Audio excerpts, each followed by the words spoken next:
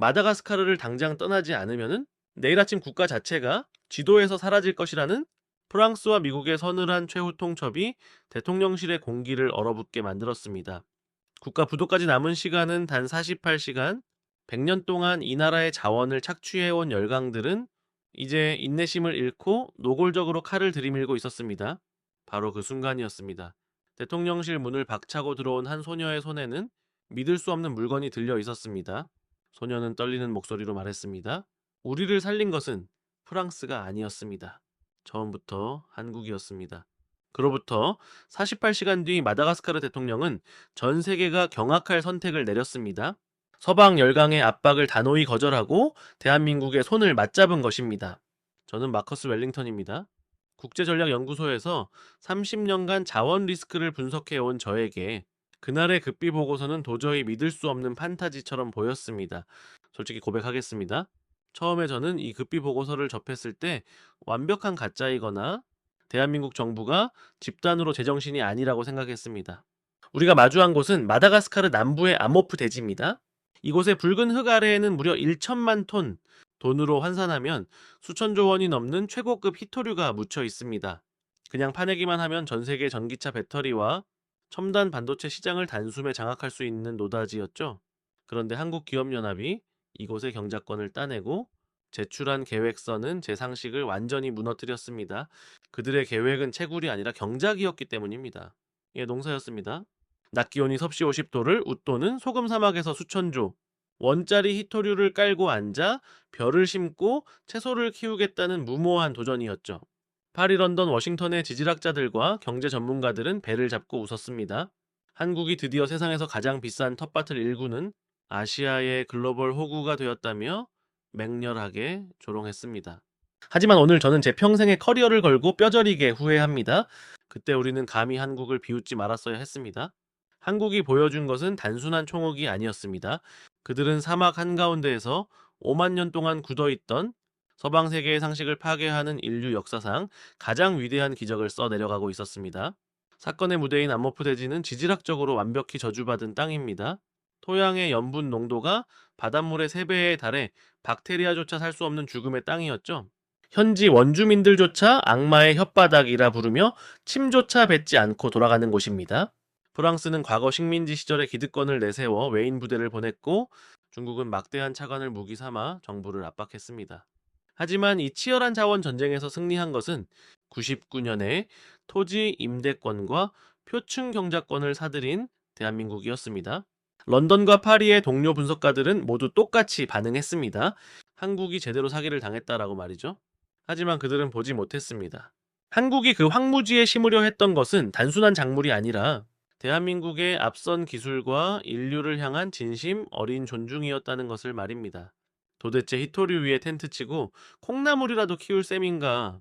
마치 금광을 차지하고도 그 위에 쪼그려 앉아 텃밭이나 가꾸겠다는 꼴이니 전 세계 언론의 비웃음을 사는 것도 무리는 아니었습니다.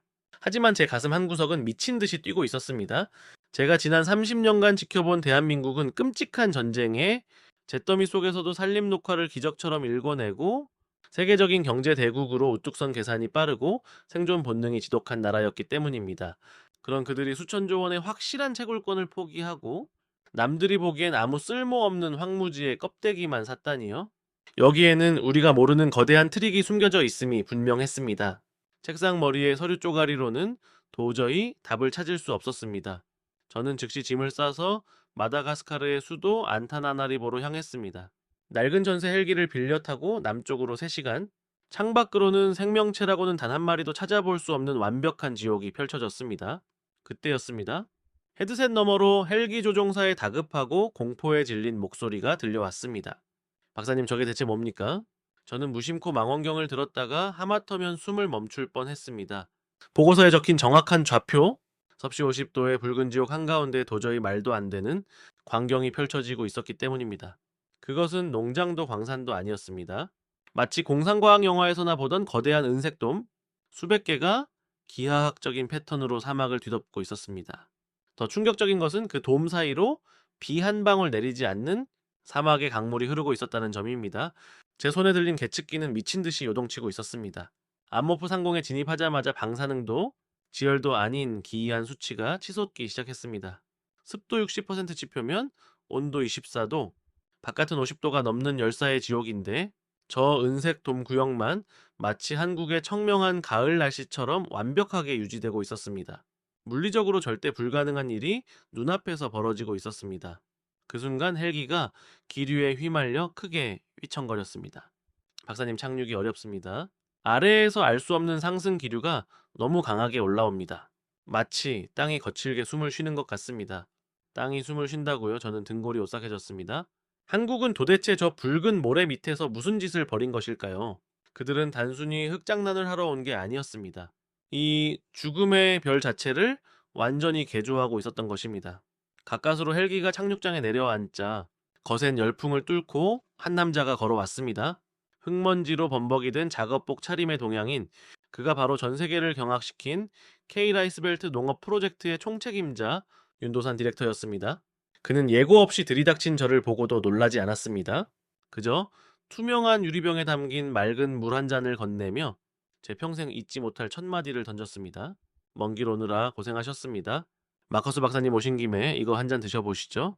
그것은 평범한 생수가 아니었습니다. 놀랍게도 이 죽음의 소금 사막 한가운데서 방금 포집해낸 100% 순수한 식수였습니다. 제가 떨리는 손으로 병을 받아든 사이 윤도산 디렉터는 바닥에 쪼그려 앉아 붉은 흙을 한 줌 쥐었습니다. 그리고 그 흙을 쥐고 있는 그의 손길에서 저는 이 거대한 프로젝트를 가능케 한 대한민국의 집요하고도 위대한 기술적 의지를 보았습니다. 그는 흙을 손가락으로 가만히 비벼보고 냄새를 맡더니 심지어 혀끝에 살짝 대어 맛을 보았습니다. 그러고는 저를 바라보며 태연하게 말했습니다. 어서 오십시오, 박사님. 흙이 아주 답니다. 염분 농도가 바닷물의 3배에 달하는 이 죽은 땅에서 흙이 달다니 제정신이 아니고서야 도저히 할 수 없는 소리였습니다. 저는 악수를 하는 둥 마는 둥 하고 단도직입적으로 쏘아붙였습니다. 윤 디렉터 농담은 그쯤 하시죠. 솔직히 말해보십시오. 이거 전부 눈속임용 위장막 아닙니까? 수천조 원어치 히토류 채굴 장비는 대체 어디에 숨겼습니까? 저 거대한 돔 안에 숨겨둔 겁니까? 제날 선추궁에도 그는 그저 사람 좋은 웃음을 흘릴 뿐이었습니다. 박사님은 참 의심이 많으시군요. 백문이 불여일견이라 했습니다. 직접 들어가서 눈으로 확인해 보시죠. 우리가 이 돔 안에 무엇을 숨겨두었는지 말입니다. 그는 저를 이끌고 캠프 중앙에 위치한 가장 거대한 돔으로 향했습니다. 육중한 에어록이 열리고 돔 내부로 들어선 순간 저는 턱이 빠질 듯한 충격을 받고 그 자리에 얼어붙고 말았습니다. 그곳에는 괴음을 내는 거대한 굴착기도 히토류를 캐는 드릴도 없었습니다. 대신 은색으로 빛나는 팔뚝만한 캡슐 수천 개가 줄과 열을 맞춰 붉은 땅에 촘촘히 박혀 있었습니다. 그리고 캡슐마다 연결된 투명한 튜브를 통해 초록색 액체가 마치 심장박동처럼 맥박을 치며 땅속으로 쉴 새 없이 주입되고 있었습니다. 천장에는 거대한 척추뼈처럼 생긴 기둥들이 솟아 있었는데 놀랍게도 그 장치는 사막 공기 중에 숨어있는 미세한 수분을 나노 필터로 포집해 완벽한 물방울로 바꾼 뒤 비처럼 뚝뚝 떨어뜨리고 있었습니다. 이게 다 뭡니까? 제 목소리는 형편없이 떨리고 있었습니다. 윤도산 디렉터가 캡슐 하나를 부드럽게 쓰다듬으며 대답했습니다. 특수 배양된 미생물 캡슐입니다. 이 튜브를 타고 들어가는 초록색 액체가 바로 한국에서 공수해온 극강의 염분 분해 미생물이죠. 이 녀석들이 소금을 분해하고 토양의 질소를 고정시켜 생명이 자랄 수 있는 흙으로 바꾸고 있습니다. 그는 바닥에 흙을 쥐어 제 눈앞에 들이밀었습니다. 이 땅은 죽은 게 아닙니다, 마커스 박사님. 단지 잠들어 있을 뿐이죠. 염분이 너무 높아서 스스로 숨을 쉬지 못했던 겁니다. 우리는 지금 이 거대한 대지에 인공호흡을 하고 있는 중입니다. 그의 단호한 목소리가 도만을 웅장하게 울렸습니다. 우리는 1000만 톤의 히토류를 파헤쳐 이 땅에 구멍을 뚫으러 온 게 아닙니다. 땅의 체질을 바꾸어 훗날 그 히토류를 캐낼 사람들을 살리러 온 겁니다. 순간 저는 망치로 뒤통수를 세게 얻어맞은 듯한 거대한 깨달음에 휩싸였습니다. 기업이 눈앞의 이윤을 포기하고 생존을 선택했다고, 수천조 원의 가치를 밟고 서서 아프리카 사람들의 밥그릇을 채우겠다고, 한국인들이 포기한 것은 히토류가 아니었습니다. 그들은 히토류라는 거대한 미끼를 던져두고 강대국들이 상상조차 하지 못한 훨씬 더 거대하고 위대한 가치를 낚으려 하고 있었던 것입니다. 대한민국이 이 사막에서 펼치고 있는 이 기적 같은 작업은 단순히 흙장난을 넘어선 아프리카 대륙 전체의 지도를 새로 쓰고 전 세계 자원, 패권의 공식을 뒤바꾸는 대한민국의 진짜 무기였습니다. 그것은 오만한 서방 세계의 자본 논리를 무참히 짓밟고 아프리카 대륙 전체의 지도, 아니 전 세계 자원 패권의 공식을 완전히 새로 쓰는 대한민국의 진짜 무기였습니다. 그날 저는 인류가 지구 위에서 무엇을 할 수 있는지에 대한 제 모든 얄팍한 지식과 믿음을 산산조각 내야만 했습니다. 제 평생을 지배해온 자본주의의 차가운 논리가 붉은 사막 한가운데서 무력하게 부서지는 순간이었습니다. 은색 돔 안의 공기는 바깥의 지옥 같은 열풍과는 완전히 다른 차원의 것이었습니다. 코끝을 스치는 냄새부터가 달랐습니다. 바깥 세상을 지배하던 매캐한 모래 냄새와 소금기 가득한 짠내가 아니었습니다. 그것은 아주 오래전 제가 스위스 고향 마을에서 비가 내린 뒤에야 맡을 수 있었던 촉촉하고 생명력 넘치는 흙내음이었습니다. 믿을 수가 없군. 정말로 믿을 수가 없어. 저는 홀린 듯 중얼거리며 돔 내부를 천천히 걸었습니다. 수천 개의 미생물 배양 캡슐이 붉은 대지의 뿌리를 내린 채 묵묵히 제 할 일을 하고 있었습니다. 투명한 튜브를 타고 흐르는 초록색 액체는 죽어버린 땅의 정맥에 수혈되는 새로운 피와 같았습니다. 윤도산 디렉터는 캡슐 하나 옆에 무릎을 꿇고 앉아 조심스럽게 밸브를 조절했습니다. 그의 거칠고 투박한 손등에는 셀 수 없이 많은 상처가 훈장처럼 새겨져 있었습니다. 마커스 박사님 서방의 지질학자들은 이 땅에 염분 농도가 너무 높아서 완벽하게 죽은 땅이라고 진단했죠. 그들의 말이 맞습니다. 일반적인 방식으로는 이곳에서 풀 한 포기도 키울 수 없습니다. 하지만 한국의 방식은 다릅니다. 우리는 땅을 파헤치기 전에 먼저 땅을 치료합니다. 윤도산 디렉터의 목소리는 도만의 웅웅거리는 기계음 속에서도 낮고 뚜렷하게 울려 퍼졌습니다. 그는 한국 국립농업연구소에서 수십 년간 매달려 개발해낸 극한 환경용 미생물에 대해 설명했습니다. 이 미생물들은 사막의 척박한 토양에 침투하여 독성 염분을 스스로 분해하고 공기 중의 질소를 흡수해 땅속에 고정하는 놀라운 능력을 갖추고 있었습니다. 마치 꽉 막혀 있던 땅의 숨통을 강제로 틔워주는 인공호흡기 같은 역할이었죠. 그리고 위를 보십시오. 그의 손끝을 따라 고개를 들어 올린 저는 다시 한번 입을 다물 수 없었습니다. 거대한 척추뼈처럼 천장을 가로지르는 은색 기둥들. 그것은 단순한 지지대가 아니었습니다. 마다가스카르 남부의 밤과 낮에 극심한 일교차를 이용해 공기 중에 떠다니는 미세한 수분을 강제로 끌어모으는 최첨단 수분 포집기였습니다. 사막의 메마른 바람이 기둥에 든 나노 필터를 통과할 때마다 보이지 않던 수증기가 차가운 금속 표면에 달라붙어 영롱한 물방울로 변하고 있었습니다.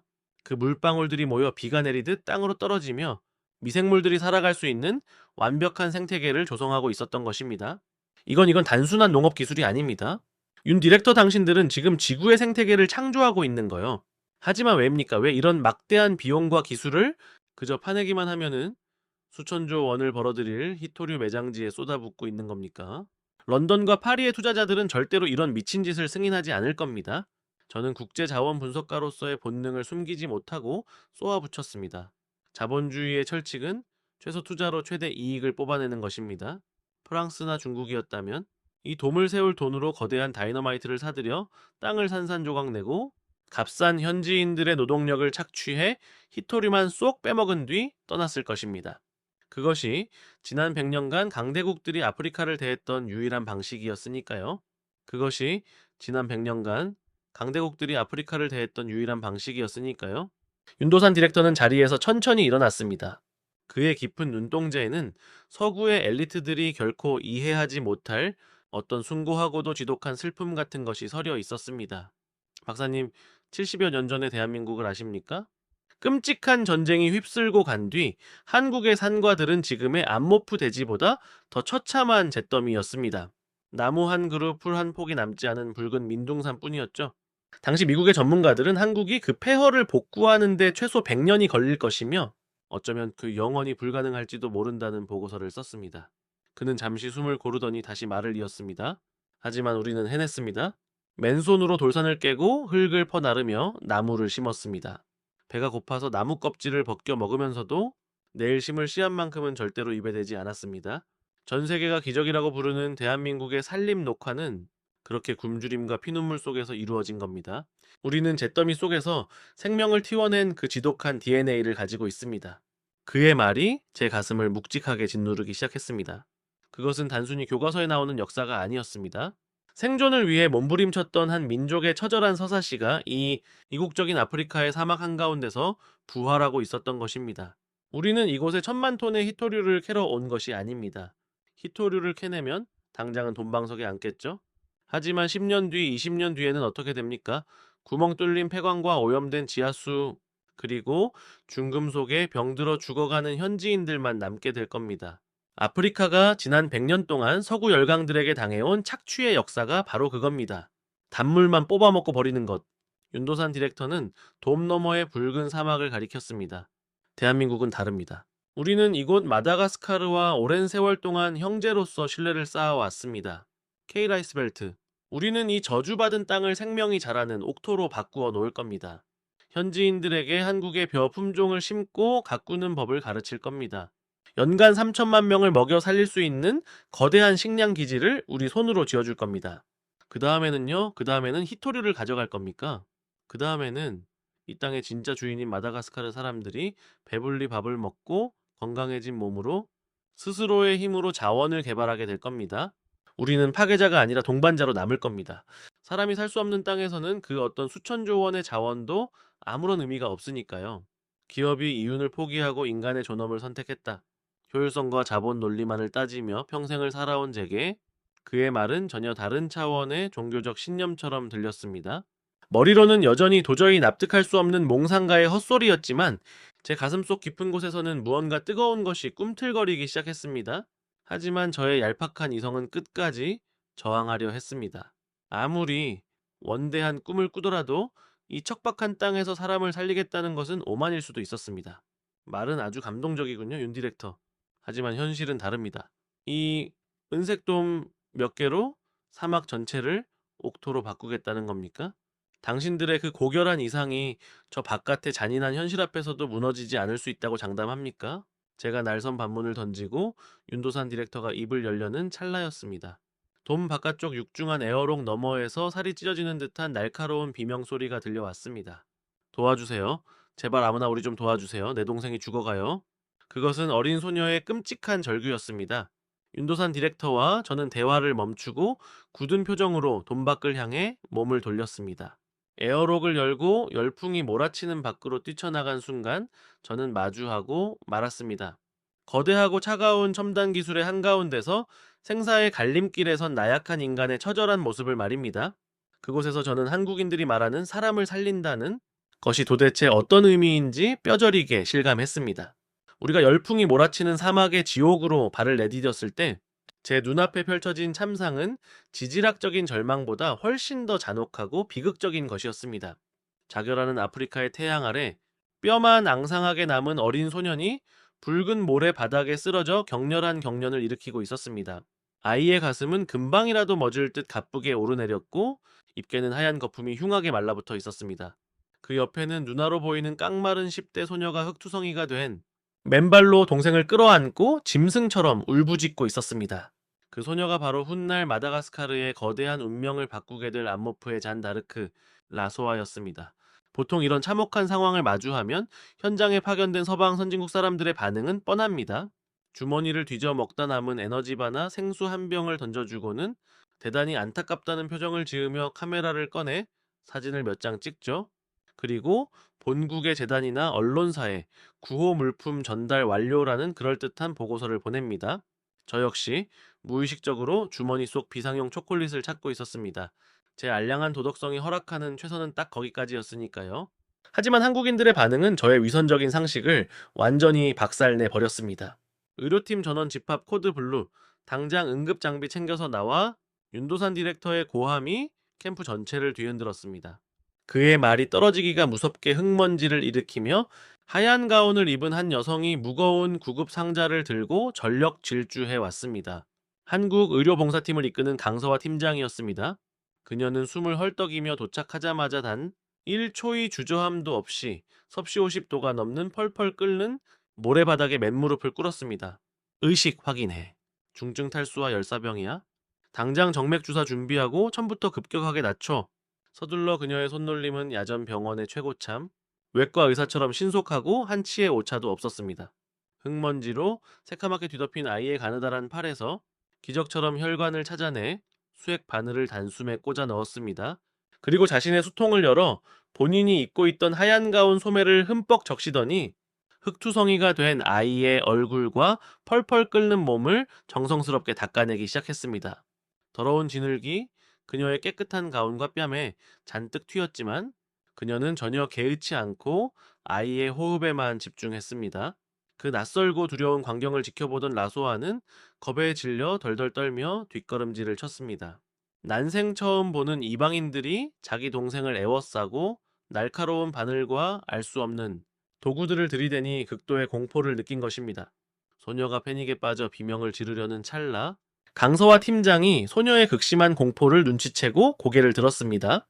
그리고 그녀의 입에서 흘러나온 말에 저는 그만 턱을 떨어뜨리고 말았습니다. 괜찮아, 아가. 무서워하지 마. 우리는 너희를 해치러 온 게 아니야. 동생은 살 수 있어. 내가 약속할게. 그것은 완벽한 현지어인 말라가시어였습니다. 통역기를 거친 기계적인 음성이 아니라 억양은 조금 투박할지언정 온기와 진심이 가득 담긴 사람의 육성이었습니다. 프랑스는 100년 동안 이 땅을 지배하면서도 단 한 번도 현지인들의 언어를 배우려 하지 않았습니다. 명령하고 착취하기 위해 자신들의 언어를 일방적으로 강요했을 뿐이죠. 하지만 한국은 달랐습니다. 그들은 아프리카의 심장 속으로 들어가기 위해 그들의 언어와 문화를 먼저 배우고 존중하는 진정한 동반자였습니다. 한국은 수년 전부터 마다가스카르 수도 안타나나리보에 국립대학에 코리아 코너를 세우고 세종학당을 열어 양국의 문화와 언어를 진심으로 교류해 왔습니다. 그들은 일방적으로 돈을 뿌리러 온 것만한 구원자가 아니었습니다. 한국인들은 아프리카의 심장 속으로 들어가기 위해 그들의 언어와 문화를 먼저 배우고 존중했던 것입니다. 강소와 팀장의 그 따뜻한 말라가시어 한마디에 라소아에 맹렬했던 떨림이 마법처럼 잦아들었습니다. 한참의 시간이 흐르고 수액이 혈관을 타고 들어가자 기적처럼 소년의 호흡이 안정을 되찾기 시작했습니다. 아이가 힘겹게 눈을 뜨자 강서와 팀장은 진흙투성이가 된 아이를 자신의 품에 꽉 끌어안았습니다. 저는 그 광경을 지켜보며 깊은 패배감과 동시에 묘한 반발심을 느꼈습니다. 자본주의의 냉혹함을 평생 신봉해오던 저는 윤도산 디렉터에게 다가가 삐딱하게 물었습니다. 정말 대단한 휴머니즘이군요. 하지만 윤 디렉터 이게 며칠이나 갈 것 같습니까? 저 아이들은 오늘 기적처럼 살아났지만 모레면 다시 굶주려 쓰러질 겁니다. 밑빠진 독에 물 붓기란 말입니다. 차라리 당신들의 그 엄청난 자금으로 대형 식량 배급소를 짓는 게 낫지 않습니까? 수천조 원의 희토류를 진짜로 포기할 거라면 말입니다. 제 뾰족한 비아냥거림에 아이를 안고 있던 강서와 팀장이 고개를 돌려 저를 매섭게 쏘아 보았습니다. 그녀의 눈빛은 자결하는 사막의 태양보다 더 뜨겁고 강렬했습니다. 마커스 박사님, 우리는 이곳에 알량한 자선 사업을 하러 온 게 아닙니다. 식량 배급소요? 네, 그러면 당장 일주일은 배를 채우겠죠. 하지만 그 다음에는요? 평생 긴 줄을 서서 남이 던져주는 동정의 빵 부스러기나 기다리는 무기력한 노예로 살게 놔둘 겁니까? 그녀는 주머니에서 무언가를 꺼내 들었습니다. 작은 플라스틱 명찰이었습니다. 그녀는 그것을 라소아의 낡고 찢어진 옷깃에 아주 정성스럽게 달아주었습니다. 이게 뭡니까? 제가 당황하여 묻자 강서와 팀장이 라소아에 거친 손을 꽉 쥐며 대답했습니다. 이 아이의 새로운 신분증입니다. 명찰에는 라소아라는 이름 밑에 현지어와 한글로 또렷하게 이렇게 적혀 있었습니다. 제1기 예비 농업 전문가. 저는 헛웃음이 나왔습니다. 글자도 제대로 모를 것 같은 빈민가 소녀에게 전문가라니요? 농담이 지나치시군요. 강 팀장, 이 아이들이 무슨 수로 전문가가 됩니까? 박사님, 이 아이들은 결코 거지가 아닙니다. 단지 기회가 없었을 뿐이에요. 우리는 빵을 주러 온 게 아니라 씨앗을 주러 왔습니다. K라이스벨트의 진정한 목적은 이들에게 스스로 씨앗을 심고 생명을 키우는 법을 가르치는 겁니다. 이 아이는 훗날 동정을 구걸하는 거렁뱅이가 아니라 이 저주받은 붉은 땅을 생명의 옥토로 살려내는 위대한 농부가 될 겁니다. 그게 우리가 이곳에 온 진짜 이유입니다. 그녀의 단호한 선언에 저는 완벽하게 말문이 막혀버렸습니다. 강서와 팀장은 라소아의 눈을 다정하게 맞추며 부드럽게 말했습니다. 라소아, 네가 이제 혼자가 아니야? 그리고 너는 우리에게 아주 중요한 사람이 될 거야. 우리와 함께 이 붉은 땅을 초록색으로 만들어 보지 않을래? 라소아는 자신의 가슴에 달린 명찰을 조심스럽게 만지작거렸습니다. 태어나서 단 한 번도 받아본 적 없는 인간으로서의 존중. 배가 고프니 식량 좀 적선해 달라는 비참한 구걸이 아니라 우리와 함께 땀 흘려 일하자는 동등한 파트너로서의 제안이었습니다. 16살 소녀의 커다란 눈망울에서 굵은 눈물이 뚝뚝 떨어져 내렸습니다. 그것은 가난과 절망의 눈물이 아니라 태어나 처음으로 자신의 가치를 온전히 인정받은 벅찬 감동의 눈물이었습니다. 그 순간 저는 온몸에 소름이 돋으며 깨달았습니다. 대한민국이 이 사막에서 하려는 것은 단순한 경제적 원조나 농업 기술 전수가 아니었습니다. 그들은 수백 년간 제국주의의 억압에 짓밟혀 무너져 내린 아프리카인들의 자존감을 다시 세워주고 스스로 일어설 수 있는 인간의 존엄성을 회복시키는 어마어마한 혁명을 진행하고 있었던 것입니다. 점심시간이 되자 캠프 중앙 야외 식당에 거대한 가마솥이 걸렸고 밥 짓는 고소한 냄새가 사막의 건조한 공기를 가득 채웠습니다. 오늘의 점심 메뉴는 현지인들의 주식인 옥수수에 한국 농장에서 갓 수확한 신선한 채소를 매콤하게 버무린 겉절이었습니다. 강서와 팀장이 직접 둥근 국자를 들고 현지 인부들과 라소아 남매에게 넉넉하게 배식을 해주고 있었습니다. 라소아는 식판을 받아들고 조심스럽게 붉은 양념이 묻은 겉절이를 입에 넣었습니다. 처음 맛보는 매운맛에 눈이 휘둥그레졌다가 이내 아삭한 식감과 깊은 감칠맛에 황홀한 미소를 지으며 허겁지겁 숟가락을 움직였습니다. 주변의 다른 현지인들도 마찬가지였습니다. 밍밍하고 퍽퍽한 옥수수죽과 한국의 매콤한 겉절이는 그야말로 환상의 궁합이었습니다. 맛있니? 그게 바로 한국의 맛이야. 처음엔 맵고 눈물이 쏙 빠질 만큼 힘들지만 끝맛은 아주 달지. 우리가 앞으로 이 땅에서 함께 만들어갈 인생처럼 말이야. 강 팀장의 말에 라소아가 수줍게 웃으며 물었습니다. 선생님, 왜 우리한테 이렇게 잘해주세요?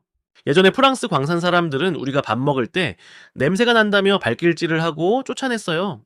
네, 우리는 평생 벌레 취급을 받았는데 말이죠. 강서와 팀장은 라소아의 머리를 따뜻하게 쓰다듬으며 맑게 웃었습니다. 한국에는 식구라는 아주 예쁘고 소중한 말이 있어. 같이 밥을 먹는 입이라는 뜻이야.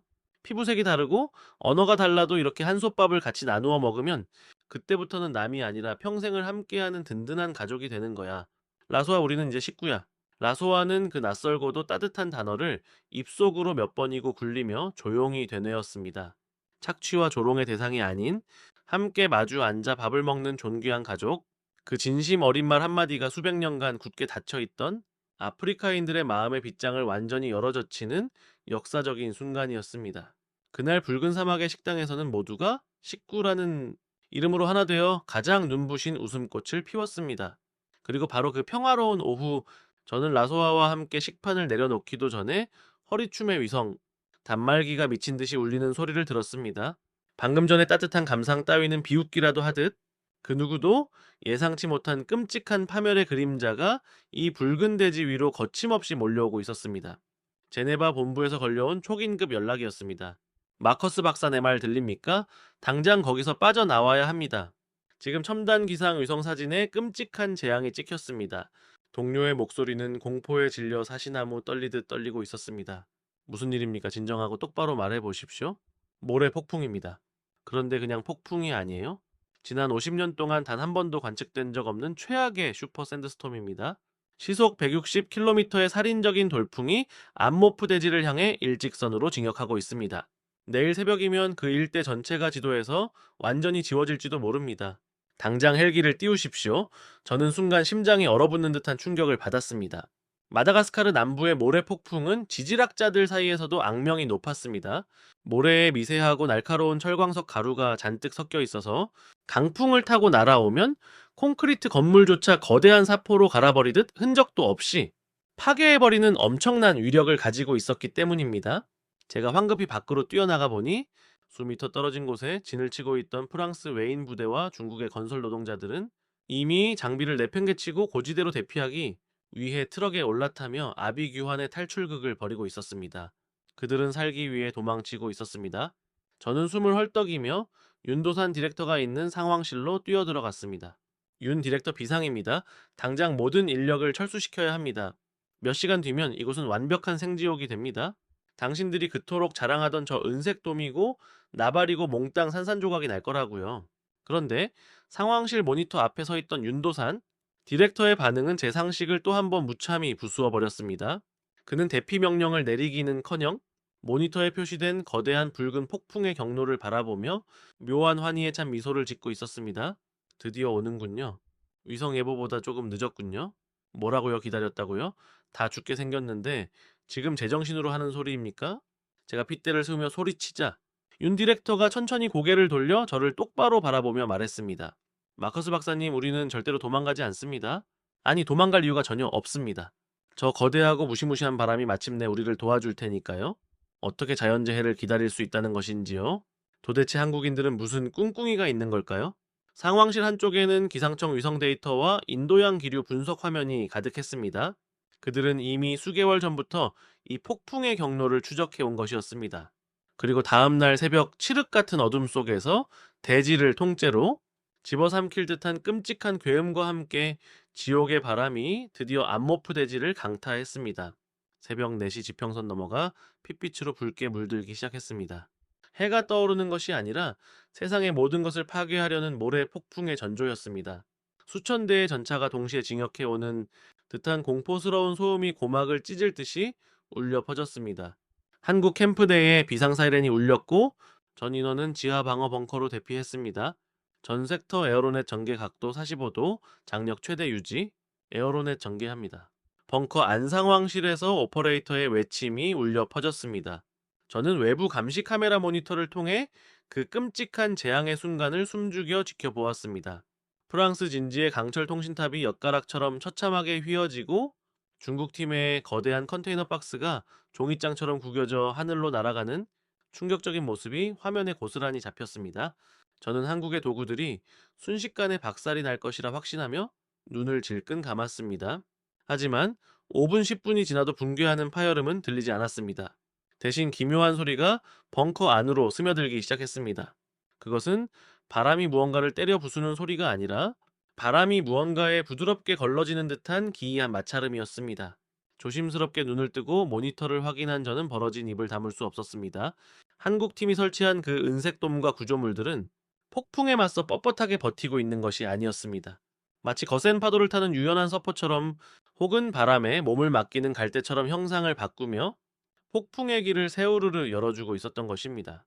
특수 형상 기억 합금으로 제작된 프레임이 바람의 강도에 맞춰 스스로 유연하게 춤을 추듯 충격을 흘려보내고 있었던 것입니다.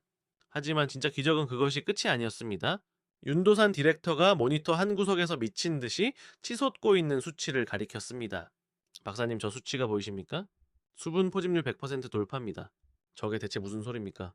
지금 밖에서 불고 있는 저 미친 폭풍 속에 정답이 있습니다. 암모프의 모래 폭풍은 수천 킬로미터 떨어진 인도양에서 발원하여 날아옵니다. 그 과정에서 바다에 엄청난 습기를 머금게 되죠. 서방 국가들은 모래만 보고 공포에 질려 도망치지만 우리는 모래 속에 숨겨진 생명의 물을 봅니다. 화면 속에서 거대한 그물망처럼 생긴 에어로넷이 돔 위로 활짝 펼쳐져 있었습니다. 머리카락 굵기의 수만 분의 1에 불과한 최첨단 나노, 섬유로 제작된 그 거대한 그물망 사이로 폭풍이 통과할 때마다 눈에 보이지 않던 미세한 수증기들이 그물에 달라붙어 거대한 물방울로 맺히기 시작했습니다. 마치 짙은 안개 낀 날 거미줄에 영롱한 이슬이 맺히는 원리와 똑같았습니다. 메인 탱크 수위 상승 중 30%, 50%, 돌파 90% 도달했습니다. 오퍼레이터에 떨리는 외침이 들릴 때마다 벙커 안에 있던 한국인들과 현지 직원들의 얼굴에 경이로운 환희가 번졌습니다. 밖에서는 세상이 멸망할 듯 바람이 울부짖으며 모든 것을 파괴하고 있는데 한국인들은 그 끔찍한 재앙의 한가운데서 그것을 생명수로 바꾸어 저장하고 있었던 겁니다. 남들이 모든 것을 잃고 도망치는 그 절망의 시간에 한국은 가장 귀중한 자원을 얻어내고 있었습니다. 그것은 오만한 대자연마저 굴복시킨 완벽한 역발상의 승리이자 기술이 도달할 수 있는 숭고한 예술의 경지였습니다. 12시간 동안 이어진 지옥의 폭풍이 거짓말처럼 잦아들고 고요가 찾아왔을 때 우리는 조심스럽게 벙커 밖으로 걸어 나갔습니다. 밖의 풍경은 그야말로 처참했습니다. 수미터 밖에 있던 프랑스와 중국 진지는 완전히 쑥대바지 되어 텐트 조각 하나 남아있지 않았습니다. 하지만 한국 캠프는 달랐습니다. 유연하게 휘어졌던 구조물들은 다시 원래의 웅장한 모습으로 돌아와 있었고 무엇보다 발밑의 대지가 변해 있었습니다. 펄펄 끓던 모래바닥이 흠뻑 젖어 짙은 색을 띠고 있었습니다. 붉고 독한 먼지로 가득했던 공기는 소나기가 지나간 숲속처럼 상쾌하고 청명했습니다. 윤도산 디렉터가 축축하게 젖은 붉은 땅 위로 천천히 걸어갔습니다. 그리고 무릎을 꿇고 흙을 살피기 시작했습니다. 저 역시 숨을 죽이고 그를 따라갔습니다. 그의 투박한 손가락이 가리킨 곳에는 도저히 믿을 수 없는 위대한 생명이 존재하고 있었습니다. 자, 박사님 여기를 보십시오. 폭풍이 남기고 간 젖은 흙을 뚫고 아주 작고 여린 초록색 새싹 하나가 수줍게 고개를 내밀고 있었습니다. 이게 뭡니까? 이 소금밭에서 어떻게 염생식물입니다. 소금기 가득한 극한의 땅에서도 잘 자랄 수 있도록 한국의 농업 연구진들이 개량해낸 특수 품종이죠. 폭풍이 가져다준 엄청난 물을 흠뻑 마시고 드디어 기적처럼 첫 싹을 틔운 겁니다. 수백 년 아니 수천 년 동안 완벽하게 죽어있던 저주의 땅, 풀 한 폭이 자라지 않아 악마의 혓바닥이라 불리며 원주민들조차 쫓아버렸던 이 고립된 사막에서 생명이 태어난 것입니다. 뒤따라 나온 라소아와 현지 직원들이 그 작은 초록색 새싹을 보고 입을 틀어막은 채 그 자리에 주저앉았습니다. 라소아는 떨리는 두 손으로 새싹 주변의 흙을 어루만지며 짐승처럼 오열하기 시작했습니다. 살아있어, 땅이 살아나고 있어. 그것은 단순한 식물이 아니었습니다. 저주받았다고 믿었던 자신들의 가난한 조국도 바뀔 수 있다는, 우리도 남들처럼 배불리 살 수 있다는 가장 강력하고 확실한 희망의 증거였습니다. 하지만 이 위대한 기적이 누군가에게는 눈의 가시가 되었습니다. 독점적인 권력을 놓치고 싶지 않은 강대국들의 비열하고 더러운 음모가 깊은 어둠 속에서 도사리고 있었기 때문입니다. 기적처럼 첫 새싹이 돋아난 지 일주일이 지났을 무렵, 주변의 분위기가 심상치 않게 돌아가기 시작했습니다. 한국팀이 사막에서 물을 만들어내고 생명을 틔웠다는 소문이 바람을 타고 퍼지자 프랑스 광산에서 하루 1달러의 헐값을 받으며 노예처럼 일하던 현지 청년들이 곡괭이를 집어던지고 한국 농장으로 구름처럼 몰려든 것입니다. 그들은 더 이상 자원을 파헤치는 착취의 도구가 아니라 스스로 씨앗을 심고 가꾸는 당당한 농부가 되기를 원했습니다. 인력을 빼앗기고 굴착기가 멈춰버린 프랑스와 중국의 탐사 기지에는 견딜 수 없는 분노가 감돌았습니다. 물리적인 자연재해조차 이겨낸 한국을 쫓아내기 위해 그들은 결국 가장 비열하고 야만적인 폭력의 카드를 꺼내 들고야 말았습니다. 달조차 뜨지 않은 칠흑 같은 그날 밤이었습니다. 모두가 깊은 잠에 빠진 시각, 농장 외곽을 가로지르는 거대한 메인 수로 시설 쪽으로 검은 그림자 무리가 은밀하게 접근했습니다. 강대국 자본에 매수된 현지의 악명 높은 갱단, 그리고 그들의 뒤를 봐주는 외국 정보 요원들이었습니다. 그들은 수로의 심장 부인 핵심 밸브에 고성능 폭약을 설치하고는 어둠 속으로 흔적도 없이 사라졌습니다. 잠시 후 쾅하는 귀를 찢는 거대한 폭발음이 암모프의 밤하늘을 산산조각 냈습니다. 비상벨이 요란하게 울려 퍼졌고 숙소에서 뛰쳐나온 우리 앞에는 지옥보다 더 참혹한 광경이 펼쳐져 있었습니다. 애써 포집하고 모아두었던 수만 톤의 생명수가 파괴된 배관을 뚫고 콸콸 쏟아져 나와 붉은 사막의 모래바닥으로 허무하게 스며들고 있었습니다. 치솟는 시뻘건 물길 속에서 찢겨나간 파이프는 마치 잘려나간 거인의 동맥처럼 흉측하게 입을 벌리고 있었습니다. 안 돼. 우리가 만든 물이 다 사라지고 있어.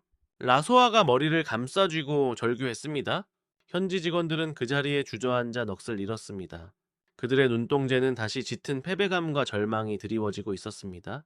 역시 안 되는 거였어. 프랑스와 중국이 우리를 가만둘 리 없어. 우리는 평생 그들의 노예로 살아야 해. 다음날 아침 요란한 사이렌 소리와 함께 지역 경찰서장이 무장한 부하들을 대동하고 흙먼지를 일으키며 나타났습니다. 그는 이미 갱단에게 두둑한 뇌물을 받고 범죄를 눈감아주기로 밀약이 되어 있는 부패한 자였습니다. 그는 불에 탄 수로를 대충 훑어보더니 노골적으로 비열한 웃음을 흘렸습니다. 아이고 이거 참 유감이군요. 테러라니. 디렉터 범인은 우리가 천천히 수배해 볼 테니 너무 상심 마시오. 물론 수사비가 두둑하게 지원된다면 조금 더 빨리 잡을 수도 있겠지만 말이요. 아 그리고 복구 장비가 필요하면 프랑스 회사 쪽에 연락을 넣어줄 수도 있어. 그는 이 절망적인 상황을 철저히 즐기고 있었습니다. 한국이 겁을 먹고 막대한 돈을 상납하거나 아니면 좌절에 지쳐 짐을 싸서 도망치기를 바라고 있었죠. 강대국들이 짠 완벽한 시나리오대로였습니다. 저는 속으로 탄식했습니다. 이제 끝이구나. 어떤 기업도 이런 야만적인 테러와 부패한 정부의 협박 속에서 막대한 돈을 쏟아붓는 사업을 지속할 수는 없어. 한국도 결국 백기를 들고 말 거야. 그런데 그때였습니다. 불타버린 자네를 묵묵히 응시하던 윤도산 디렉터가 천천히 돌아서더니 확성기 마이크를 거머쥐었습니다. 경찰은 필요 없습니다. 당장 돌아가 주십시오. 윤 디렉터의 얼음장 같은 목소리에 거들먹거리던 경찰서장의 눈썹이 꿈틀했습니다. 뭐라고요? 지금 제정신이요? 폭탄 테러를 당했는데 경찰이 필요 없다니 당신들끼리 알아서 하겠다는 거요? 네, 우리끼리 해결합니다. 당신들이 수사비 타령을 하며 시간을 끄는 동안 우리가 심어놓은 소중한 작물들은 사막의 열기에 다 말라 죽습니다. 우리는 범인을 잡으려는 게 아닙니다. 당장 생명의 물길을 다시 잡으려는 겁니다. 네, 윤 디렉터는 부패한 경찰서장을 철저히 무시한 채 등을 돌리고 웅성거리며 모여든 수천 명의 현지 주민들을 똑바로 바라보았습니다. 그들 중에는 어젯밤 돈을 받고 폭탄을 설치한 뒤 호기심과 죄책감에 얼굴을 숨기고 현장을 기웃거리는 갱단원들도 분명 섞여 있었을 것입니다. 저는 윤 디렉터가 이자들을 향해 화를 내거나 윽박지르며 범인을 색출하겠다고 분노를 터뜨릴 줄 알았습니다. 하지만 마이크를 쥔 그의 목소리는 분노 대신 묵직하고도 슬픈 진심이 담겨 있었습니다. 여러분, 제발 눈을 뜨고 똑바로 보십시오. 지금 저기서 불타고 부서진 것은 한국 기업의 자산이 아닙니다. 바로 여러분 스스로의 것입니다. 군중들의 웅성거림이 순간 멎었습니다. 저 수로를 통해 흐르는 물로 누가 벼를 키우고 농사를 짓습니까, 여러분입니다. 그 땀 흘려 얻은 수확물을 누가 먹고 배를 불립니까, 여러분의 어린 자식들입니다. 그런데 누군가 돈 몇 푼에 눈이 멀어 자기 자식들의 밥그릇을 산산조각 냈습니다.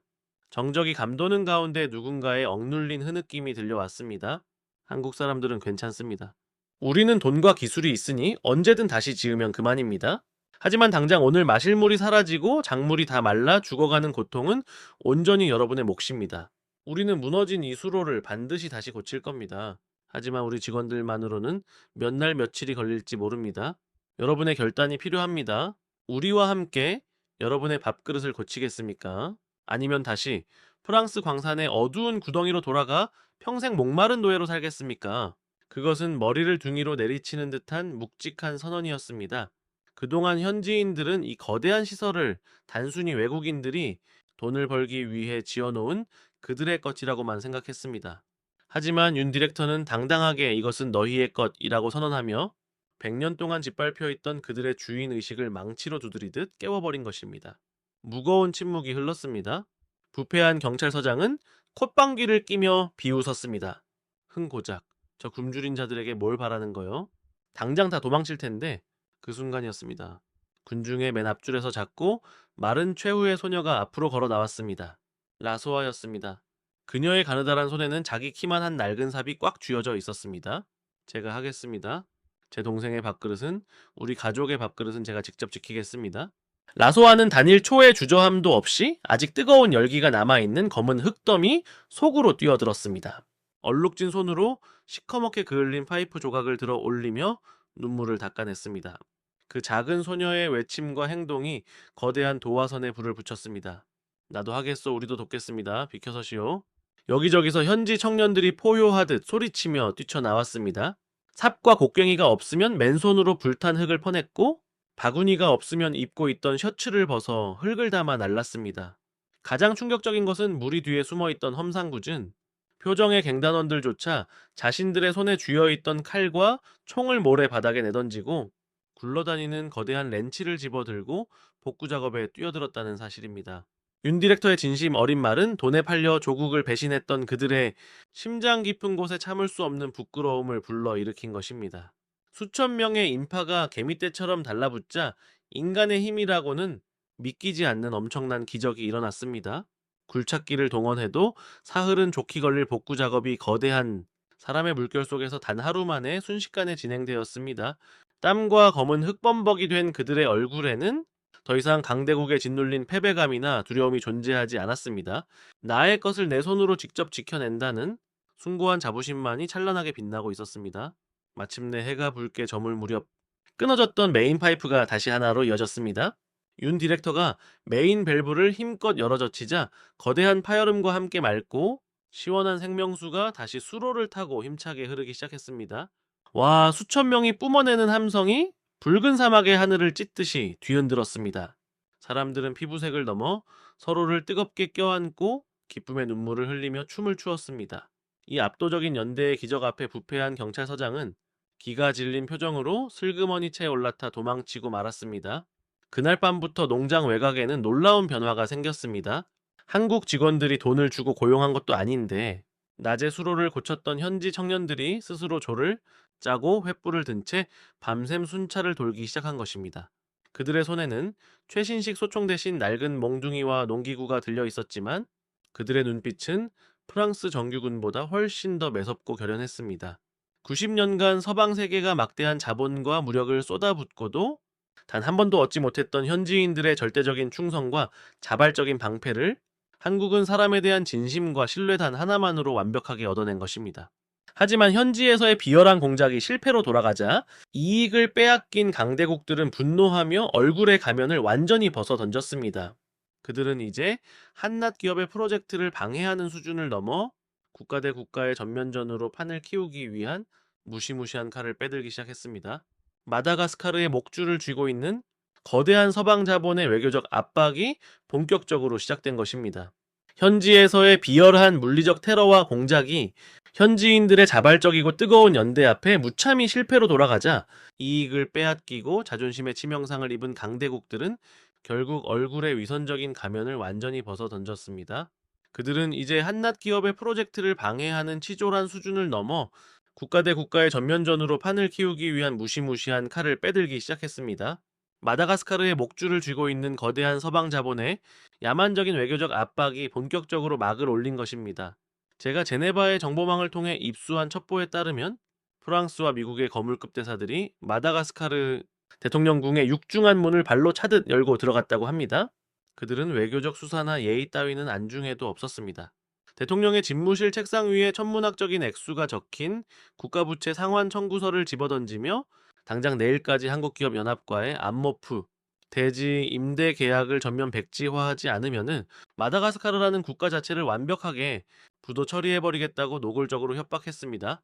프랑스 대사는 심지어 인도양에 주둔 중인 자국의 무장 함대와 기갑사단에 무력 시위까지 운운하며 아프리카의 작은 섬나라가 감당할 수 없는 엄청난 공포를 주입했습니다. 이 절망적인 소식은 곧바로 태평양을 건너 대한민국 서울의 심장부로 긴급 타전되었습니다. 단순히 아프리카에 진출한 기업 하나의 문제가 아니었습니다. 국가적 자존심과 K라이스벨트라는 거대한 비전이 서구 열강의 횡포에 짓밟힐 백척간두의 위기였습니다. 서울의 깊은 밤, 정부의 핵심 강요들과 프로젝트에 참여한 대한민국의 4대 그룹 총수들이 무거운 침묵이 내려앉은 비밀 원탁회의장에 마주 앉았습니다. 경제부총리가 침통하고 어두운 표정으로 입을 열었습니다. 현실적으로 우리가 버티기는 어렵습니다. 프랑스는 유럽연합 차원의 전방위적인 무역 제재를 언급하고 있고 미국도 안보 협의체를 빌미로 우리 정부를 강하게 압박하고 있습니다.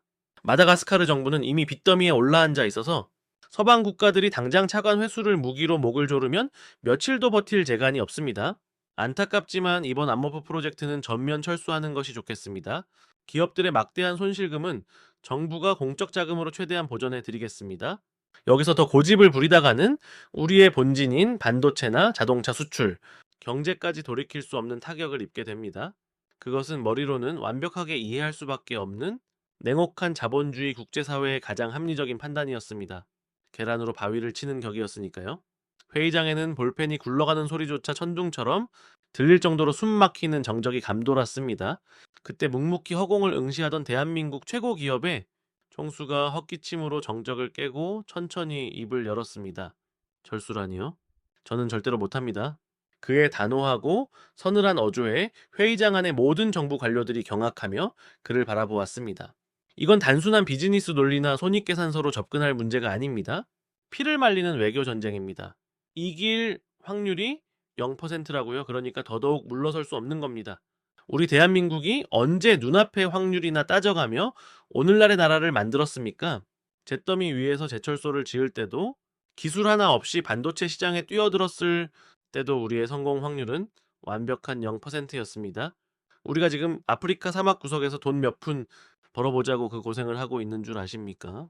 이건 자존심의 문제입니다. 대한민국 사람들이 피땀 흘려 사막에 심어놓은 그 위대한 생명의 희망을 서구 열강이 윽박지른다고 우리 손으로 직접 뽑아버리고 도망치란 말입니까? 저는 제 모든 것을 걸고서라도 절대로 못합니다. 그의 불같은 사자 후에 회의장의 공기가 뜨겁게 달아오르기 시작했습니다. 옆에 앉아있던 다른 그룹의 총수 역시 안경을 고쳤으며 묵직하게 말을 이었습니다. 전적으로 동감합니다. 아프리카는 인류의 마지막 남은 거대한 시장이자 기회의 땅입니다. 여기서 강대국들의 협박에 겁을 먹고 밀려나면 대한민국의 경제 영토는 영원히 좁아질 수밖에 없습니다. 프랑스가 치졸하게 돈과 빚으로 압박한다면 우리는 그들이 상상조차 할 수 없는 훨씬 더 거대하고 압도적인 비전으로 그들의 길을 꺾어버려야 합니다. 더 거대한 비전이라니요?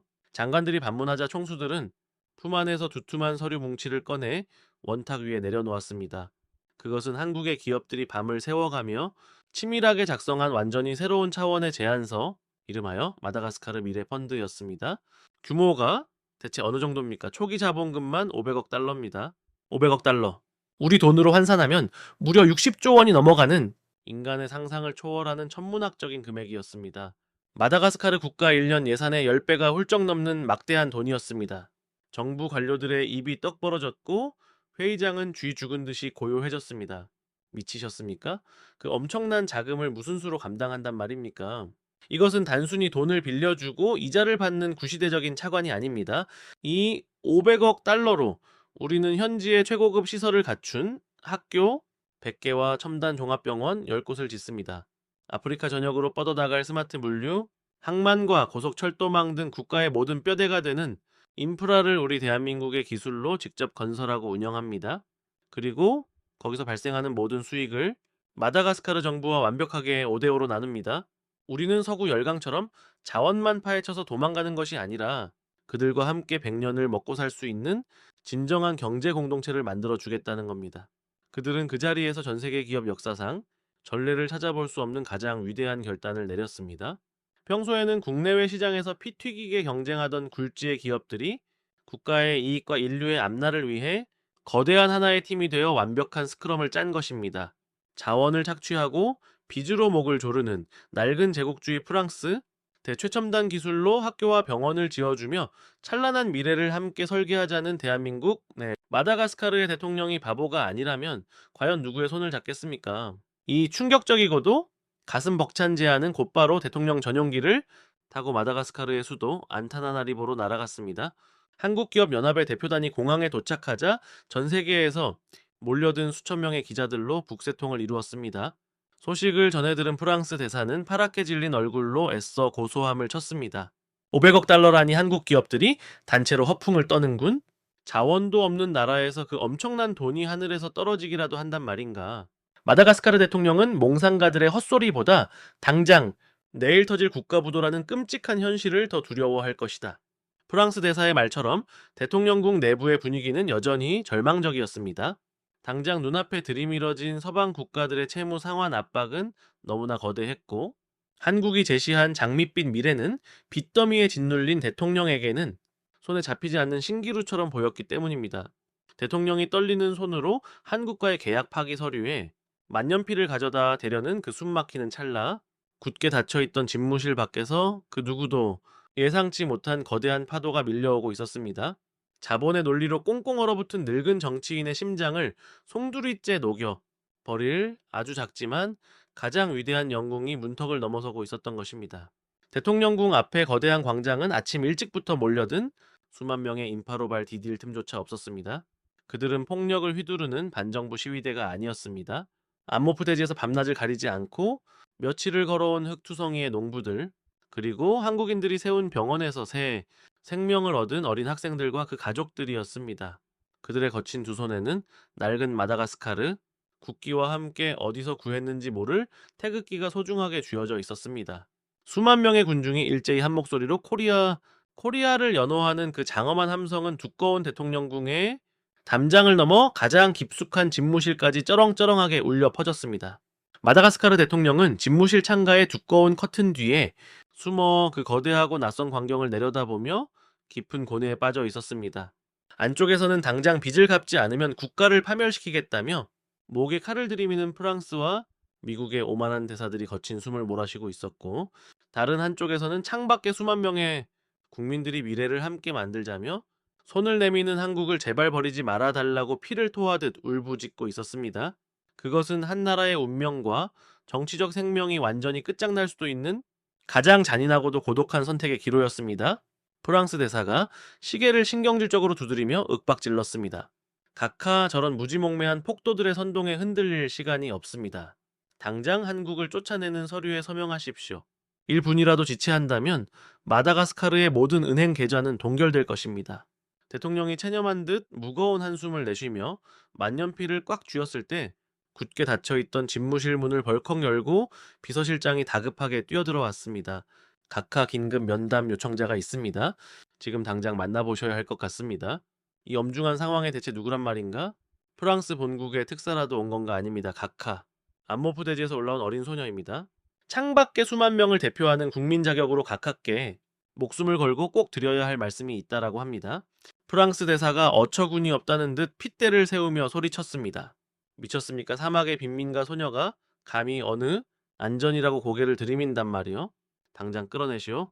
하지만 창밖에 거센 함성에 마음이 흔들리던 대통령은 조용히 손을 들어 프랑스 대사의 입을 막았습니다.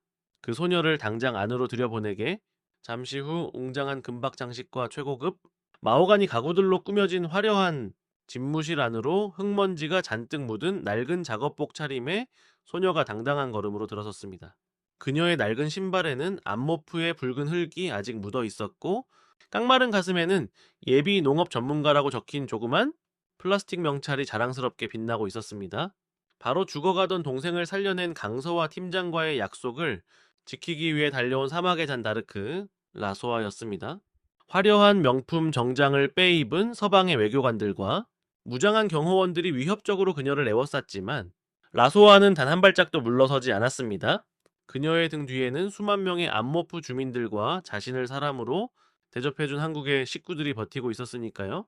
이 숨막히는 대면의 장면은 현장에 있던 국영방송의 카메라를 통해 마다가스카르 전역으로 그리고 전 세계로 생중계되고 있었습니다. 라소아는 마른 침을 한번 삼키고는 떨리지만 놀랍도록 맑고 결연한 목소리로 입을 열었습니다. 존경하는 대통령님, 저는 버려진 붉은 땅 안모프에서 온 예비 농부 라소아입니다. 불과 얼마 전까지만 해도 저는 너무나 배가 고파서 독이 든 붉은 흙을 파먹으며 죽어가는 동생을 지켜봐야만 했던 비참한 아이였습니다. 그녀는 품 안에서 꼬깃꼬깃해진 낡은 사진 한 장을 꺼내어 높이 치켜들었습니다. 갈비뼈가 앙상하게 드러난 채 하얀 거품을 물고 죽어가던 과거 동생의 끔찍한 사진이었습니다. 집무실 안에는 찬물을 끼얹은 듯한 무거운 정적이 흘렀습니다. 대통령님, 저기 서 있는 프랑스 사람들은 오랜 세월 동안 우리 땅의 심장을 파헤쳤습니다. 그들이 탐욕스럽게 가져간 것은 수조 원짜리 반짝이는 보석이었고 그들이 우리에게 남겨준 것은 병들어 구멍난 폐와 무덤뿐이었습니다. 그들에게 우리는 같은 인간이 아니라 그저 말하는 기계, 도구 벌레만도 못한 노예에 불과했습니다. 라소아의 맑은 목소리가 분노와 서러움으로 조금씩 커지기 시작했습니다. 프랑스 대사의 얼굴이 울그락불그락 달아올랐습니다. 하지만 한국 사람들은 완전히 달랐습니다. 그들은 우리에게 먹다 남은 빵 부스러기를 던져주는 대신 스스로 씨앗을 심고 생명을 가꾸는 법을 가르쳐 주었습니다. 거대한 모래 폭풍이 몰아치고 갱단이 수로를 파괴했을 때도 그들은 도망치지 않고 우리와 함께 흙을 퍼날랐습니다. 그녀는 또 다른 사진 한 장을 꺼냈습니다. 그것은 눈부시게 푸른 채소밭을 배경으로 강서와 팀장과 라소아 남매가 활짝 웃으며 끌어안고 있는 너무나 아름답고 따뜻한 사진이었습니다. 그들은 가난한 우리를 더럽다며 쫓아내지 않았습니다. 우리와 한솥밥을 퍼먹으며 우리를 식구라고 불렀습니다. 피를 나눈 가족이라고 했습니다. 대통령님, 우리는 이제 두 번 다시 그들의 노예가 되어 비참하게 사느니 차라리 굶어 죽더라도 끝까지 존엄한 인간이자 친구로 남고 싶습니다. 한국이라는 위대한 친구와 함께라면 우리는 절대로 굶주리지 않고 누구의 노예도 되지 않을 자신이 있습니다. 그 순간이었습니다. 라소아가 갑자기 통역관을 향해 있던 시선을 거두고 대통령의 두 눈을 똑바로 응시하며 서툴지만 너무나도 또렷한 한국어로 말을 이어가기 시작했습니다. 그것은 라소아가 한국의 식구들과 매일같이 일하고 밥을 먹으며 조금씩 배워온 그리고 이 순간을 위해 밤을 새워가며 수백 번, 수천 번을 연습했던 가장 간절하고 순수한 진심이었습니다. 우리는 노예가 되느니 친구로 남겠습니다. 우리는 친구입니다. 한국은 우리의 진정한 친구입니다. 제발 제발 우리 친구를 쫓아내지 마세요. 그 서툴고 투박한 한국어 한마디가 마치 거대한 지진파처럼 집무실을 강타했습니다. 말라가시어로 그 문장을 통역하던 통역관의 목소리가 걷잡을 수 없이 울먹거렸고 텔레비전 생중계로 이 장면을 지켜보던 마다가스카르 전역의 수천만 국민들이 거리에서, 식당에서, 각자의 안방에서 왈칵 눈물을 쏟아냈습니다. 그것은 그 어떤 화려하고 기교 넘치는 외교적 수사나 천문학적인 자본의 협박보다도 수만 배는 더 강력하고 거룩한 인간 대 인간으로서의 위대한 호소였습니다. 평생을 권력과 돈의 눈치만 보며 살아왔던 늙은 대통령의 눈시울마저 붉게 달아올랐습니다. 그는 들고 있던 만년필을 미련 없이 바닥에 던져 버리더니 자리에서 천천히 일어났습니다. 그리고 성큼 걸어가 흙먼지가 잔뜩 묻은 라소아의 거친 두 손을 자신의 두 손으로 꽉 부여잡았습니다. 대통령은 결연한 눈빛으로 생중계 카메라를 똑바로 응시하며 사자처럼 우렁차게 포효했습니다. 국민 여러분, 그리고 전 세계의 시청자 여러분, 저 역시 마다가스카르의 존엄한 국민으로서 오늘부로 우리나라의 긍지 높은 미래를 결정했습니다. 우리는 서방 국가들과의 굴욕적인 불평등 계약을 이 순간부로 전면 파기합니다. 대신 대한민국 기업연합이 제안한 500억 달러 규모의 위대한 미래 펀드를 조건 없이 전면 수용합니다. 광장 밖에서 억눌려 있던 수만 명의 환호성이 폭발하며 세상을 뒤덮었습니다. 또한 오늘 이 시간부터 대한민국의 언어인 한국어를 우리의 제2 외국어로 지정하고 한국인들이 보여준 굽히지 않는 개척 정신을 우리 국가의 표준 발전 모델로 공식 채택할 것을 엄숙히 선언합니다. 현장에 있던 프랑스와 미국의 대사들은 믿을 수 없는 현실의 치를 떨며 자리에서 벌떡 일어났습니다. 프랑스 대사는 외교적 결례조차 잊은 차에 사대질을 해대며 악을 썼습니다. 미쳤어. 이따위 감상적인 선택을 한 것을 피눈물 흘리며 후회하게 만들어 주마. 우리 프랑스의 무적 함대와 전차 부대가 지금 어디를 향하고 있는지 똑똑히 확인하게 될 것이다. 대사들은 문을 박차고 씩씩거리며 나갔습니다. 하지만 그것은 단순한 분풀이 엄포가 아니었습니다. 외교와 자본의 전쟁에서 완벽하게 패배한 강대국들이 이제 더 이상 숨길 것 없이 가장 원시적이고 폭력적인 진짜 무력을 꺼내들기로 작정한 것입니다. 총칼로 평화의 싹을 무참히 짓밟아 버리기 위한 무자비한 탱크의 궤도 소리가 생명이 피어나는 고요한 암모프 대지를 향해 서서히 다가오고 있었습니다. 하지만 그들은 꿈에도 몰랐습니다. 무력으로 무장한 탱크조차 멈춰 세울 수 있는 세상에서 가장 아프고도 따뜻한 노래가 그들을 기다리고 있다는 사실을 말입니다. 마다가스카르 대통령의 폭탄 선언이 전 세계로 생중계된 직후 외교와 자본의 전쟁에서 완벽하게 패배한 강대국들은 결국 얼굴에 위선적인 가면을 집어던지고 가장 원시적이고 야만적인 진짜 무력을 꺼내들고야 말았습니다. 총칼로 평화의 싹을 무참히 짓밟아 버리기 위한 무자비한 탱크의 궤도 소리가 생명이 막 피어나기 시작한 고요한 암모프 대지를 향해 맹렬하게 다가오고 있었습니다. 전원 전투 배치, 이것은 훈련이 아니다. 즉시 무장하고 징역하라. 프랑스 외인 부대 기갑 사단이 선두에 섰습니다. 명분은 자국민 보호와 테러 위협 제거라는 허울 좋은 핑계였지만 진짜 목적은 한국이 피땀 흘려 세운 돔시설을 무력으로 점거하고 윤도산 디렉터를 비롯한 핵심 기술진을 영구 추방하는 것이었습니다. 지축을 뒤흔드는 탱크의 육중한 엔진 소리가 붉은 사막의 모래바람을 가르며 점점 가까워졌습니다. 하늘에는 무인 드론이 빙빙 돌며 레이저 표적 지시기를 캠프 중앙으로 비추고 있었고 먼 바다에서는 무장 구축함의 미사일 발사대가 섬뜩하게 열려 있었습니다. 하지만 한국 농장에는 그 흔한 호신용 권총 한 자루조차 없었습니다. 그들이 가진 것이라고는 흙이 묻은 삽과 곡괭이, 그리고 20여 명의 한국 직원들과 수천 명의 현지 농부들이 전부였습니다.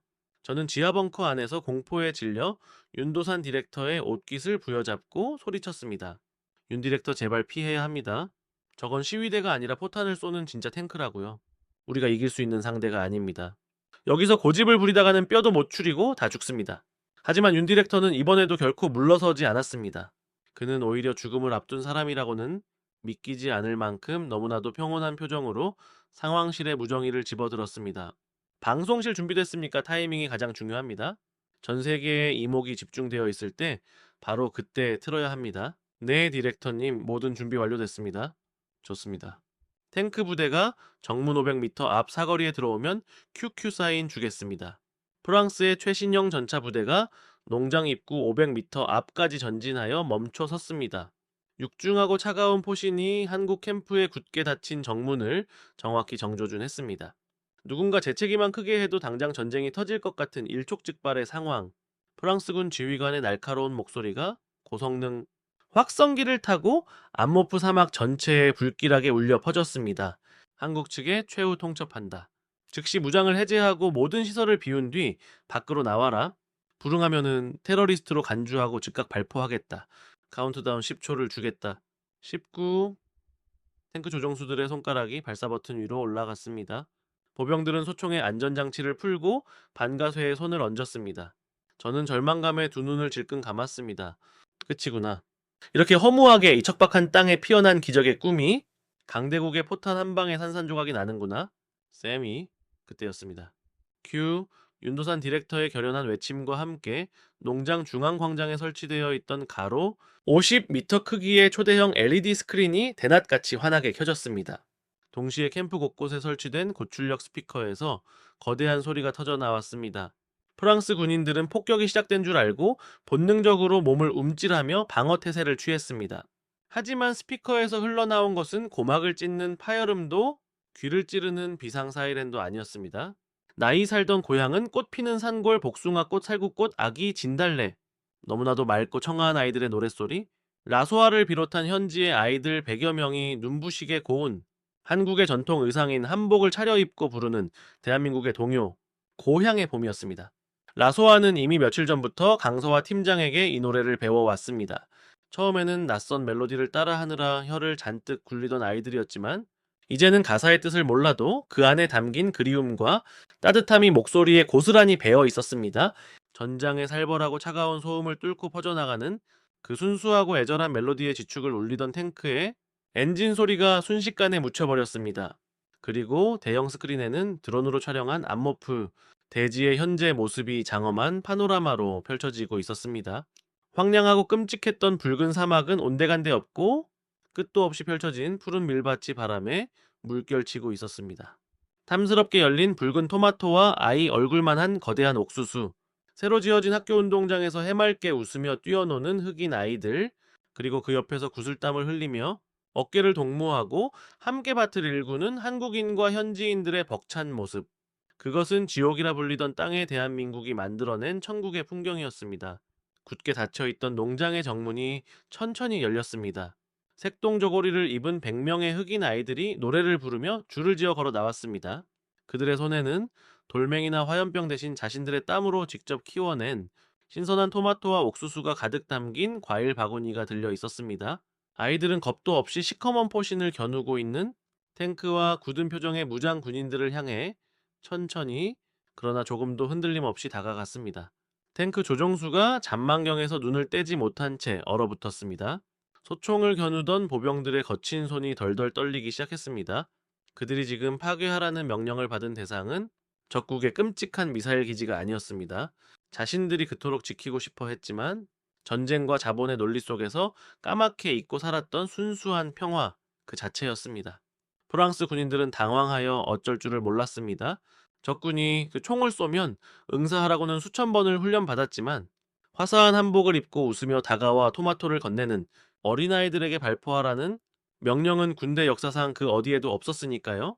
10살 남짓한 꼬마 아이가 바들바들 떨고 있는 프랑스 병사의 바짓가랑이를 잡아당기며 자신의 얼굴만 한 토마토 하나를 불쑥 내밀었습니다. 병사가 얼결에 소총을 내려놓고 떨리는 손으로 그 붉은 토마토를 받아 한 입 베어 물었습니다.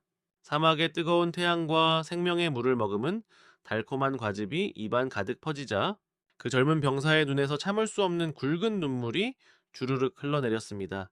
이윽고 누군가 무기를 바닥에 내려놓는 소리가 들렸고 이내 부대 전체가 마법에 걸린 듯 총구를 아래로 거두기 시작했습니다. 이 모든 믿을 수 없는 광경은 글로벌 뉴스 채널을 통해 전 세계로 생중계되고 있었습니다. 총구 앞에 꽃과 과일을 든 아이들, 탱크 앞에서 평화의 노래를 부르는 농부들. 그것은 인류 전쟁 역사상 가장 충격적이고도 위대한 반전이었습니다. 여론은 순식간에 화산처럼 끌어올랐습니다. 당장 군대를 철수시켜라. 저 아름다운 기적을 파괴하지 마라. 뉴욕의 타임스퀘어, 프랑스의 샹젤리제 거리, 영국의 트라팔가 광장에 수백만 명의 시민들이 쏟아져 나와 촛불을 들고 자국 정부를 규탄하는 거대한 시위를 벌였습니다. 전장의 하급 병사들은 이미 마음이 무너져 있었습니다. 하지만 탱크가 즉시 후퇴할 수는 없었습니다. 본국 지휘부의 철수 명령 없이 전진을 멈춘 지휘관은 군법회의에 회부될 것이었으니까요. 총구는 내려갔지만 탱크는 그 자리에 멈춰선 채 팽팽한 대치가 계속되었습니다. 만약 그곳에서 단 한 발의 총알이라도 발사되었다면 그 발포를 명령한 국가는 영원히 인류의 적으로 역사에 기록될 것이 분명했으니까요. 결국 48시간의 피말리는 대치 끝에 프랑스군 지휘관에 무정의에서 본부에 다급한 철수 명령이 떨어졌습니다. 지휘관은 깊은 한숨을 내쉬며 헬멧을 벗어 바닥에 내동댕이 쳤습니다. 하지만 그 역시 속깊이 알고 있었습니다. 자신들이 이 싸움에서 완벽하게 참패했다는 것을요. 대한민국은 총알 한 방 쏘지 않고 미사일 한 발 날리지 않고 세계 최강의 군대를 무릎 꿇렸습니다. 따뜻한 문화와 굴복하지 않는 진심, 그리고 생명이라는 인류 역사상 가장 강력하고 숭고한 무기로 말입니다. 육중한 탱크들이 포신을 돌려 꽁무니를 빼며 사막 너머로 사라지자 안모프 대지에는 우레와 같은 함성과 환호가 터져 나왔습니다. 대한민국 만세, 마다가스카르 만세, 라이스벨트 만세. 저는 그 순간 벙커에서 걸어 나온 윤도산 디렉터를 바라보았습니다. 그는 서로를 끌어안고 오열하는 현지인들과 한국 직원들 뒤에 조용히 서서 거친 손등으로 연신 눈물을 훔치고 있었습니다. 그 눈물은 승리의 쾌감 때문만은 아니었을 것입니다. 목숨을 걸고 생명을 지켜냈다는 안도감, 그리고 한 번 식구로 맺은 인연을 결코 버리지 않았다는 벅찬 감동 때문이었겠죠. 하지만 대한민국의 질주는 여기서 멈추지 않았습니다. 이 사막의 작은 기적은 곧이어 전 세계의 질서를 송두리째 뒤흔드는 거대한 초록빛 나비 효과를 불러일으키기 시작했습니다.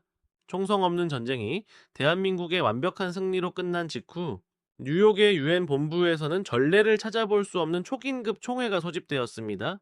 당초 의제는 아프리카 대륙의 부채 탕감과 마다가스카르 사태의 해결 방안이었지만 회의가 시작되자 전 세계 190개국 대표들의 시선은 오직 단 한 곳만을 향해 있었습니다. 바로 연단에 오르는 한 명의 작은 소녀 라소아였습니다. 그녀는 더 이상 흑투성이 작업복을 입고 맨발로 사막을 뛰어다니던 빈민가 소녀가 아니었습니다.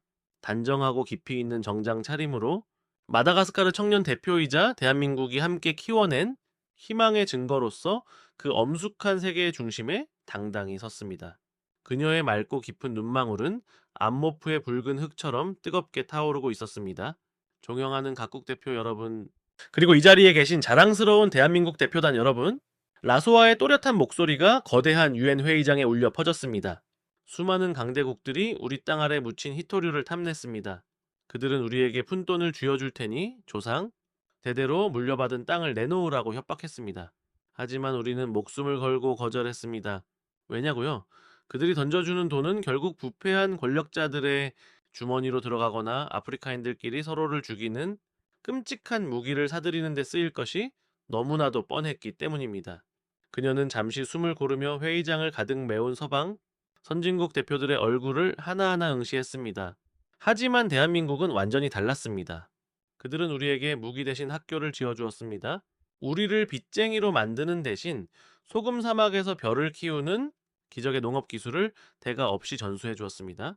우리는 이제 우리 땅에서 당당하게 캐낸 자원을 전 세계에 정당한 가격으로 팔 것입니다. 하지만 우리는 결코 그 돈으로 탱크를 샀거나 전쟁을 준비하지 않을 것입니다.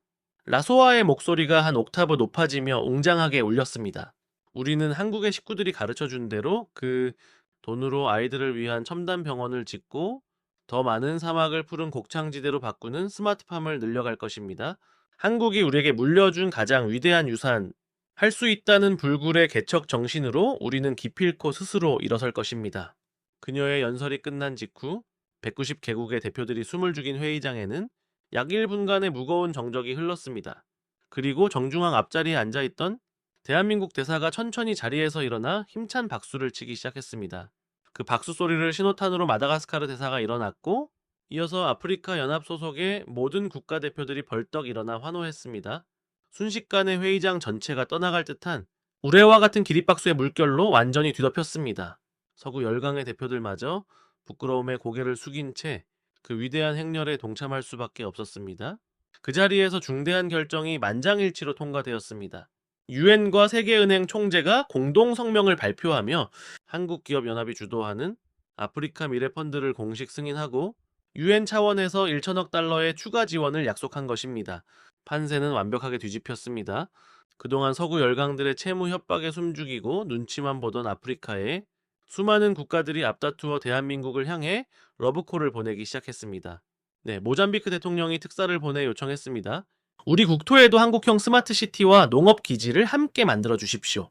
탄자니아와 케냐 정부가 공식 서한을 보냈습니다. 우리 청년들을 한국으로 유학 보내고 싶습니다. 우리의 사막도 한국의 기술과 진심이라면 바뀔 수 있음을 믿습니다. 대한민국은 더 이상 동북아시아 구석에 자리한 조용한 아시아의 작은 나라가 아니었습니다. 자본의 탐욕을 인류애로 덮고 새로운 공존의 패러다임을 제시하는 명실상부한 글로벌 리더 국가로 우뚝 선 것입니다. 그리고 마침내 이 거대한 드라마의 가장 극적인 마침표가 찍혔습니다. 무력 진압에 실패하고 국제적 망신을 당했던 프랑스. 대통령이 전 세계 생중계로 특별 대국민 담화를 발표했습니다. 수백 년간 아프리카를 식민지로 지배했던 자존심 하나로 먹고 사는 오만한 프랑스가 아프리카의 섬나라와 아시아의 대한민국 앞에서 고개를 숙인 것입니다. 프랑스 정부는 지난 역사 동안 자행해온 제국주의적 과오를 이 자리에서 깊이 반성합니다. 우리는 오늘부로 마다가스카르에서의 모든 기득권과 부채 채권을 내려놓겠습니다. 프랑스 대통령은 잠시 입술을 깨물더니 역사에 남을 마지막 선언을 뱉어냈습니다. 우리는 이제 대한민국의 방식을 경건한 마음으로 배우겠습니다.